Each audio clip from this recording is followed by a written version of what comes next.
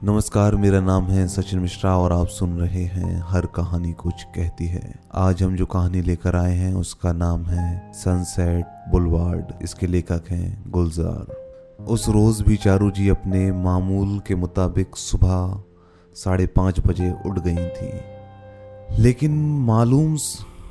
लेकिन मामूल से थोड़ी सी ज्यादा उत्साहित थी। सुबह सैर को जाया करती थी, हमेशा की तरह तैयार होकर, बाल, कंघी, हल्की सी क्रीम, ताकि जिल्द पर उम्र की झुर्रियां होते हुए भी बुढ़ापे के फटे हुए रेशे नजर न आए। पोशाक तो उनकी हमेशा उनकी अभिरुचि और सलीके का सबूत देती थी। शिद्दत से हमेशा कहा करती थी, देखो आज भी लोग हमें देखते हैं। वो कनखियों से खुसर पुसर करते हैं, इशारा करते हैं कि चारुलता जा रही हैं। खुद के लिए ना सही, अपने प्रशंसकों के लिए तो सलीके से रहना चाहिए। शिद्दत उनका खानसामा था। उनके सामने गया तो आईने के सामने खड़ी खुद से ही कुछ बात कर रही थी। जरा सी झेंप गई। शिद्दत मुस्कुरा दिया। इस उम्र में भी मैडम की शर्माने की अदा कमाल की थी। इसी अदा ने तो जवानी में लाखों दीवानों की जान ले ली थी। शिद्दत, कोई गोपाल दास मिश्रा आने वाले हैं हमसे मिलने, जरा चाय नाश्ते का इंतजाम कर लेना। कौन है? शिद्दत ने पूछा। कोई राइटर हैं, हम पर किताब लिखना चाहते हैं। उस रोज चारू जी की चाल में इसीलिए उत्साह कुछ ज्यादा ही था। फिल्म इंडस्ट्री से रिटायर्ड होने के इतने सालों बाद किसी को तो उस एकाकी जीव का ख्याल आया। शुरू में बहुत जर्नलिस्ट आया करते थे उस दूर दराज के बंगले पर।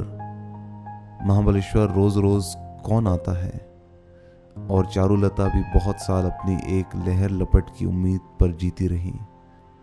फिर आहिस्ता आहिस्ता ये आने जाना कम हो गया। कुछ उम्र सीधा किरदारों के रोल भी पेश हुए, लेकिन बूढ़े रोल को चारू जी ने मंजूर न किए।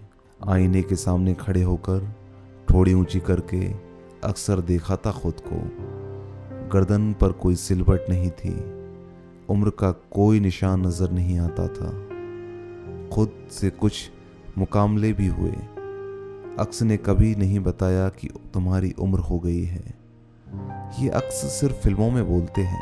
हाँ, डॉक्टर सानी ने जरूर कहा था पहले हार्ट प्रॉब्लम के बाद, देखो तुम्हारा दिल अब इतना सब सहन नहीं कर सकता जितना बोझ उस पर डालती हो। किसी दिन खड़े खड़े फ्यूज उड़ जाएंगे। सिंह साहब होते तो शायद। शिद्दत ने खबर दी कि मिश्रा जी आ गए। हाँ मिश्रा जी। इंतजार के बाद चारुलता नाम सुनकर चौंक गई। बिठाओ, नीचे हॉल में बिठाओ। सोफों से गिलाफ उतार दिए ना? जी मैडम। और शैंडलियर रोशन कर दिए? जी मैडम। शिद्दत अपना कर्तव्य खूब समझता था। वो आज भी मैडम की धाक जमा कर रखता था लोगों पर। कभी कभार किसी प्रशंसक का कोई खत आता तो वो बाजार में 10 जगह जिक्र करता। चारुलता जी ने नेकलेस पहनते पहनते महसूस किया कि उनकी गर्दन कुछ दुबली हो गई है। गुलबंद होता तो ये कमी छुप जाती, लेकिन उसे बिके तो 2 साल हुए। 3,000 का लिया था किसी जमाने में, अब बिका 30,000 का। सिंह साहब होते तो बेचने ना देते। चारुलता जब सीढ़ियों से उतरी तो बिल्कुल फिल्म का किरदार लग रही थी। अभी आवाज आएगी, sound start, camera. Mishra ji hall में लगे कुछ संगमरमर के बूतों को गौर से देख रहे थे। उनके हाथों में पेंडुनुमा कॉपी, जिस पर शायद कुछ नोट कर लिया था। चारू जी को देखकर मिश्रा जी ने बड़े अदब से नमस्कार किया। तशरीफ रखिए। मिश्रा जी बाअदब सोफे पर बैठ गए। बड़ा असर पड़ा था चारू जी की शख्सियत का। बहुत देर तक मिश्रा जी के मुंह से कोई बात न निकली। शुक्र हुआ कि शिद्दत चाय की ट्रे ले आया। चारू जी ने चाय बनाई। मेरा पता कहाँ से मिला? गोयल साहब ने दिया है। आपके मैनेजर है ना बम्बई में? बहुत अच्छा इंसान है गोयल, बहुत साल मेरा काम संभाला है उसने। अभी भी वही देख रेख करता है। चाय लीजिए। फिर एक वक्फा तैरता हुआ बीच में गुजर गया। चारू जी खुद ही बोलने लगी, मैं बहुत तन्हाई पसंद हूँ, ज़्यादा काम करना मुझे कभी पसंद ना था। उस वक्त भी ज़्यादा फिल्में नहीं की। जब दिन रात प्रोड्यूसरों का तांता लगता तो बस भागकर यहीं आ छुपती। मैं आपका मकान देख सकता हूँ? हाँ क्यों नहीं, तशरीफ लाइए। चारू जी ने उन्हें साथ लेकर संगमरमर के उन बूतों के पास खड़ी हो गई। इटली से लाई थी ये जोड़ी, बड़ी मुश्किल हुई थी इन्हें सही सलामत यहाँ लाने में। कई साल तो मेरे बम्बई वाले मकान में रहे। आपने तो शायद उसे देखा नहीं होगा। नहीं, बड़ा मुख्तसर सा जवाब था, लेकिन मुस्कुराहट काफ़ी लंबी थी। बरामदे से गुजरते हुए चारू जी ने बताया, बड़े शौक से बनवाया था हमने ये मकान। सिंह साहब और मेरे बीच में कई झगड़े भी हुए तब, कभी पत्थर के चुनाव को लेकर, कभी लकड़ियों को लेकर। ये टाइलें सिंह साहब बेंगलोर से लाए थे। मकान का नाम मैंने एक अंग्रेजी फिल्म से रखा था, सनसेट बुलेवार्ड। और ये पिंजरा जिसमें कभी कोई परिंदा नहीं रखा हमने, पता नहीं क्यों उठा लाए थे किसी रोज। और वो जोर जोर से हंसने लगी जैसे कोई सीन कर रही हो। एक बार शिवदत्त ने जब बाहर झांक कर देखा, हाँ वो जमाना था जब नूर और नीला आया करती थी, उनकी हम उम्र हीरोइनें। चारुलता सीढ़ी चढ़ते हुए कहीं रुक गई। ऊपर सिंह साहब की तस्वीर लगी हुई थी। दोनों तरफ 2 शामदान शिवदत्त ने शमाएं जला दी थी। वो जानता था मैडम वहां जरूर जाएंगी। चुपचाप कुछ देर वो एकटक सिंह साहब के चेहरे को देखती रही, फिर आहिस्ते से दोनों लबरेज आंखें पहुंची और सर झुकाकर मुड़ गईं।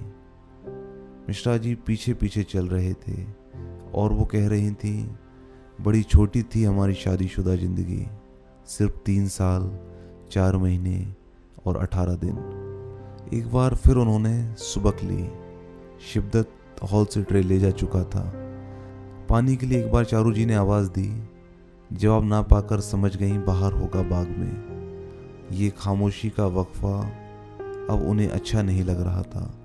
मुड़कर मिश्रा जी की ओर देखकर कहा, आपको कुछ पूछना है?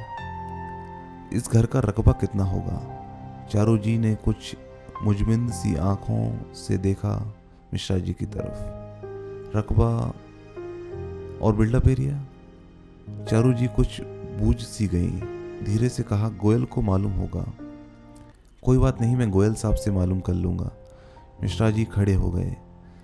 चारुलता सोफों के बाजुओं पर पूरा जोर देकर खड़ी हो गई। आपको गोयल ने किस लिए भेजा था? ये मकान देखने के लिए। कहा था शायद जल्द ही बेचना पड़े। देख के रखो कोई ग्राहक हो तो। आपका नाम? चारुलता ने बड़ी तुरशी से पूछा। धीरज मिश्रा, प्रॉपर्टी ब्रोकर हूँ।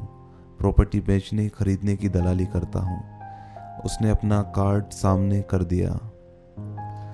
अचानक उनका चेहरा लाल सुर्ख हो गया। एक बार चिल्लाना चाहा, लेकिन जब्त कर गई। गले से आवाज नहीं निकली, सिर्फ हाथ के झटके से बाहर जाने का इशारा किया। ब्रोकर ने सफाई देने की कोशिश की। देखिए, गोयल साहब ने आपसे बात करने के लिए मना किया था। कहा था कि शायद आपको गेट आउट। इस बात पर चारुलता चिल्लाई, लेकिन आवाज में एक खरखराहट सी आके रह गई। ब्रोकर घबरा के फौरन चल दिया। कार्ड हाथ में लिए चारुलता उसे बाहर जाने तक देखती रही। मुड़कर सीढ़ी चढ़ते चढ़ते ही वो लड़खड़ाई। दिल का दौरा पड़ा और पोस्टमार्टम के वक्त भी वो विजिटिंग कार्ड लाश की मुट्ठी में बिछा हुआ था। ऐसी कहानी लेकर हम फिर हाजिर होंगे। तब तक बने रहिए बंसल न्यूज के साथ।